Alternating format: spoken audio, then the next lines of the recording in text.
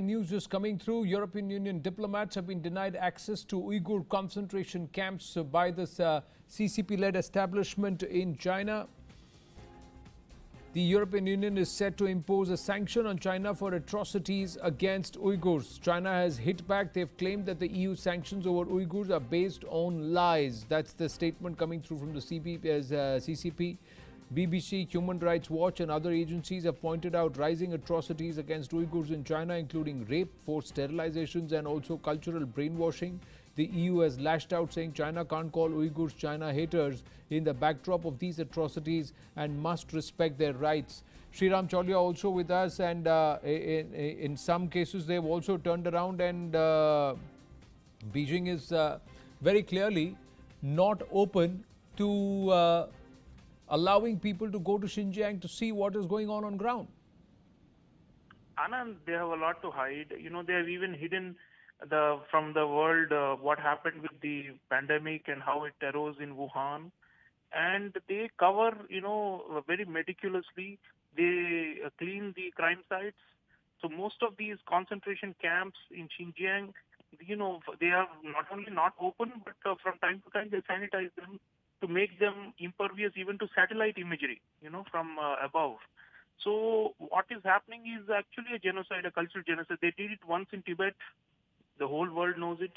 They're repeating the same thing now against the poor Uyghurs in Xinjiang. And they're getting away with a lot of mass crimes. This is the most unfortunate part. So, of course, it's good that the Europeans are trying to put pressure. The Biden administration is also imposing sanctions for many massive human rights violations being committed by Xi Jinping's regime.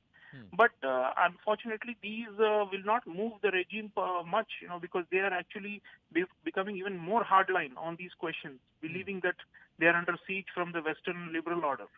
So I think it's time that the world also speaks up, and good that, News 18 is raising the issue. In India, people often forget that China is a very, very barbaric regime.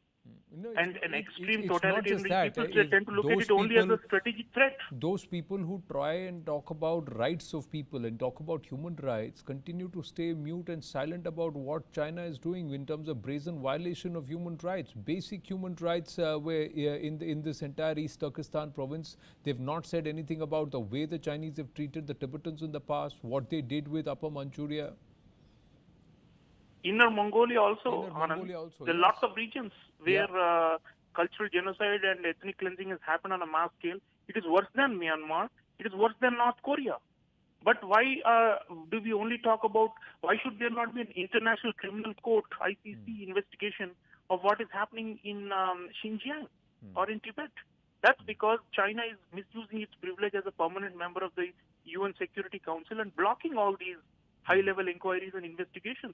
You see the sham they did with the World Health Organization. It's now coming to light that the entire inquiry into what happened with the corona origins has been scrubbed clean, and they actually manipulated the whole process. They even selected which scientists should go and investigate in Wuhan from outside. No. So that's how, brazen they have become. How can they be called leaders of the world? And how can they be seen as a great power without any responsibility? It's a big challenge to the entire, humanity. It's not just a power question of stopping China or containing China. It's really a bigger issue, a moral issue being raised by this extreme regime that has become a threat to its own people and to its neighbors and to the world at large. Moral values are at stake. Close to 3 million people in concentration camps. 3 million people in concentration camps, and nobody is asking a question. And now an entire delegation of European Union diplomats is being denied entry by the Chinese. Anand, I think it's time that the world speaks up. We need to have also, information being spread about this, because what happens is the Uyghur diaspora is quite active in the US and in Europe, and they do have graphic evidence of the crimes being committed there.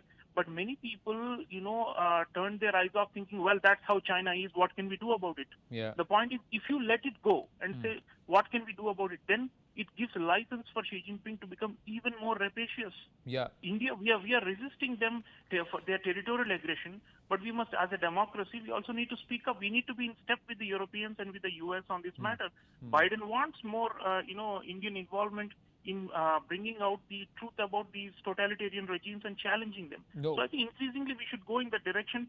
Democracy and human rights promotion, especially in these hardline authoritarian countries, Yes. is our responsibility. Especially, as a and free society. the entire muted silence over China also trying to impose Sinovac on 20 nations and singling them out, and also trampling on the human rights of people who are looking at their livelihood, lessons, etc., and work is something which is also shocking. Sreeram Chaulia, thank you for speaking to us.